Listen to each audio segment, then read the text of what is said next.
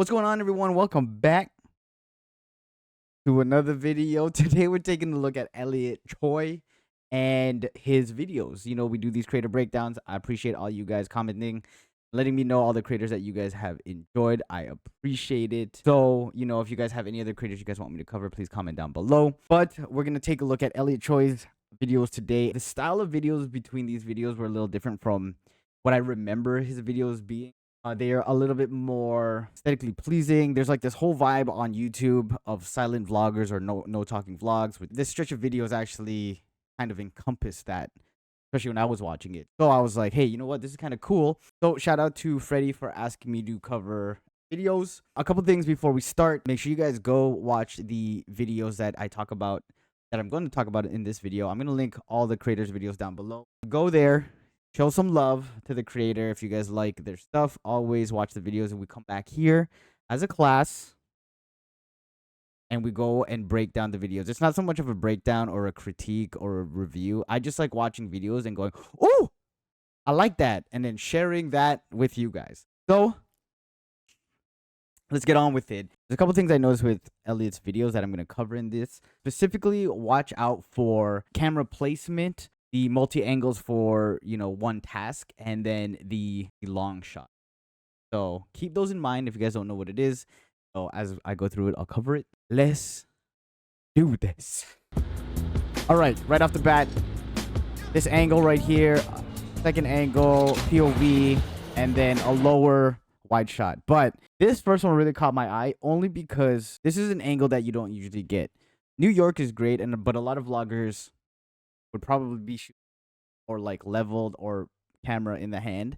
This seems like it's on I was gonna say a street post or one of his friends like standing up above on something.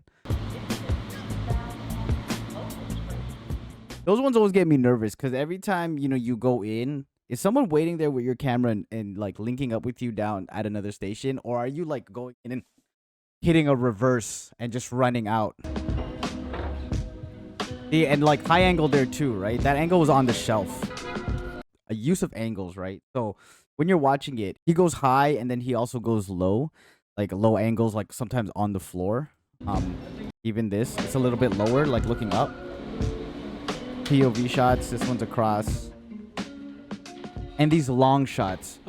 So he actually uses a lot of shots that is like across the room, and sometimes it's with a lens or a focal length that's a little bit wider, but sometimes he tightens it up and it looks almost like a telephoto lens or zoomed in, which cool.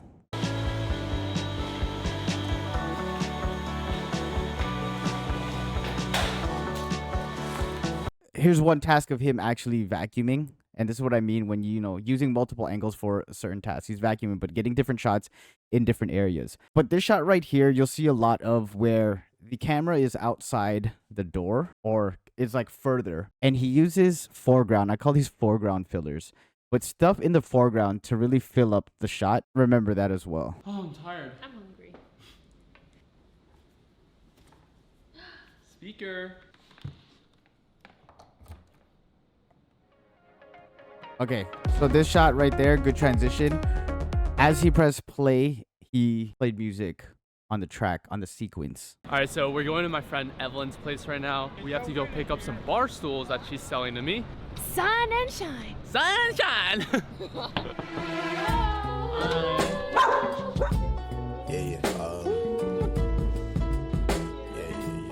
So that editing was really nice. It was like on beat. 2, 3, 4.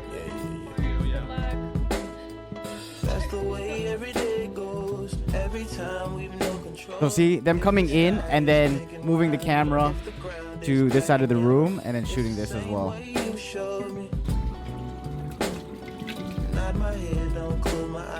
So always think of when you guys are actually doing tasks, if you guys want to make it look a little bit more exciting, always shoot multiple angles regardless of what it is. And maybe you don't even focus on framing yet or how you're going to edit it.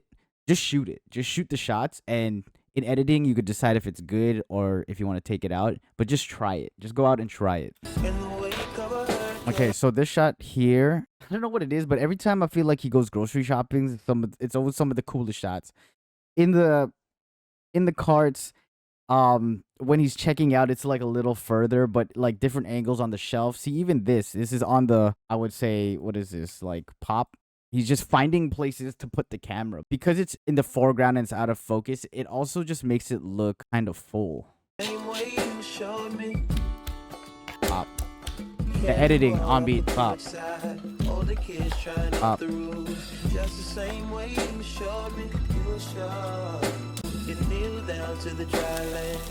Hard cuts.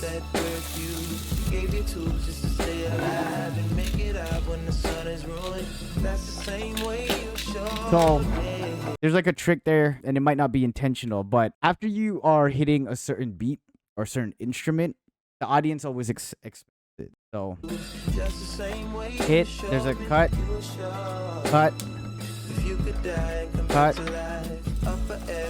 cut, right? But there's a moment where he doesn't do it. Oh, right here. Right? So he stopped doing it. And, you know, depending on the song and how you actually like edit and take your audience on that specific journey, sometimes it could really do something. I noticed it right away just because of how I felt. And then it almost made me feel like, hey, whoa, how come you didn't cut there? You know what I mean? But it's a trick in editing that you could use to kind of throw the audience off. You don't always want it to be expected. You might want to change it up a little bit, so keep that in mind. So if it's bad, don't blame me, blame Jordan. That looks delicious. I'm starving right now. Damn.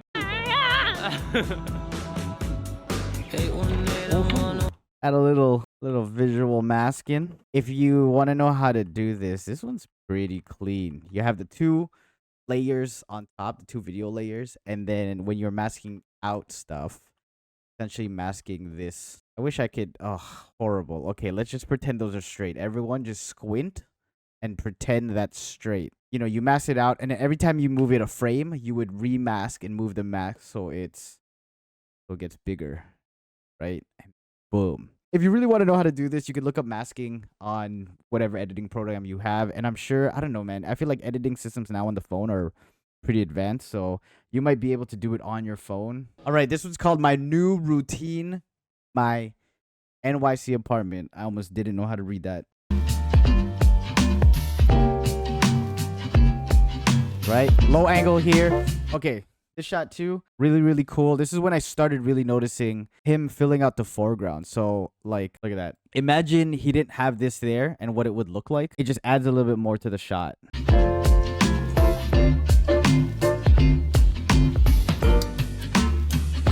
That right there too, it's like a match cut. He used the motion of him walking left to right and then in the closet moving the hanger left to right, and then he just match cut it so it has that one fluid motion, and it looks good. And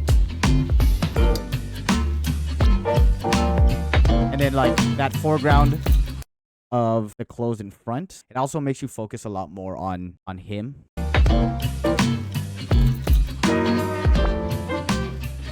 So this shot is a little longer too, right? And it's lower, so it's closer to the floor, and you can kind of tell.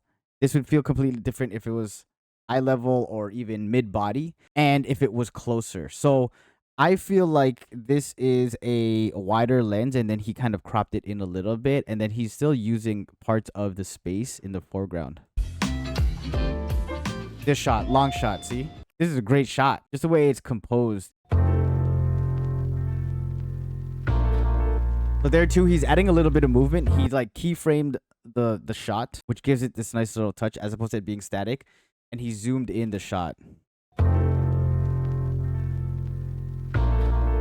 Low angle, has something in the foreground as well. You could tell here. Like it looks like a workout machine right here. Here too, foreground. He has like this. So he's probably looking at spots and spaces, seeing other objects, and then going past it, and then laying his camera down, and then composing it and saying, hey, you know what, this actually looks good with this stuff in the foreground.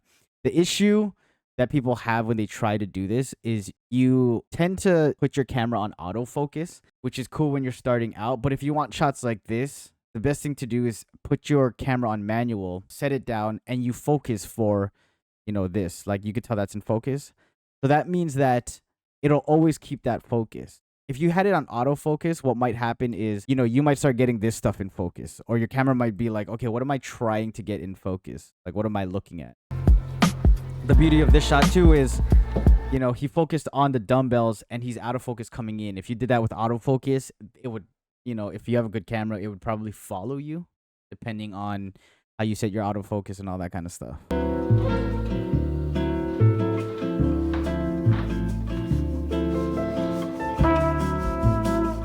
So, see, multiple shots in the sauna. Him going in, a wide shot, a shot like this, and then he even does a close-up.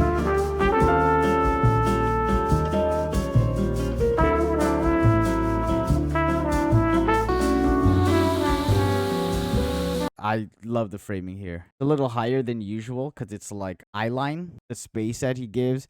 Also, here's a mirror. You could see this, so it makes it a little bit more interesting. But, like, he gets a lot of space, right? He's, like, so small within the frame. Imagine the shot was actually like this, which actually would have a different effect.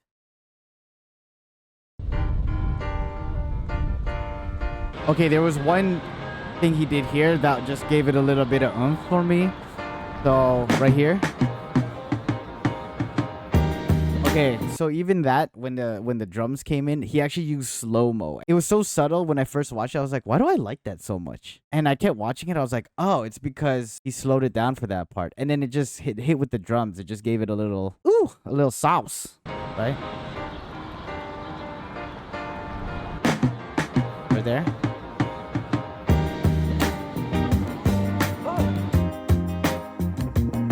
Love it. I love it. I love the long shot, something in the foreground.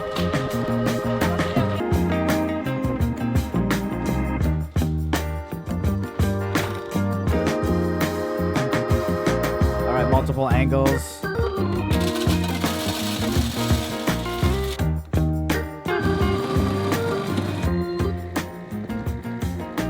See how many different shots he gets in that whole sequence? And then the payoff being him drinking, finishing, making himself an espresso. Okay, look how long this shot is. And I remember the shot where I started noticing. I'm like, he uses a lot of long shots. Like, this seems like it's in a whole other room. If you guys do have zoom lenses, go in the other room and lay it down and then zoom in a little bit. It looks completely different. And I think that's what he's done here. But at the same time, I could also be wrong. Hey, and also too, you guys have made it this far.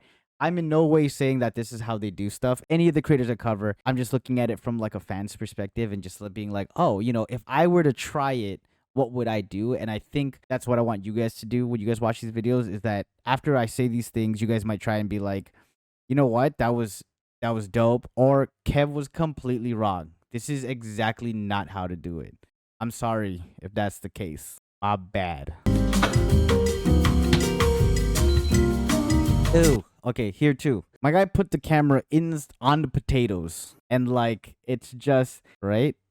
It's making you really focus on him. This is what's cool about it, is if you ever try this stuff, you guys should always try to get super creative with your shots. He would have to find a place to put it and being like, okay, I'm gonna get this, so I want the camera to be here, and then you start putting it on like the potatoes. And honestly, I could see him actually looking at the frame and it doesn't fit as perfect.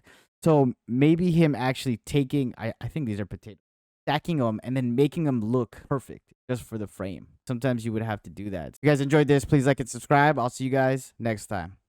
Peace.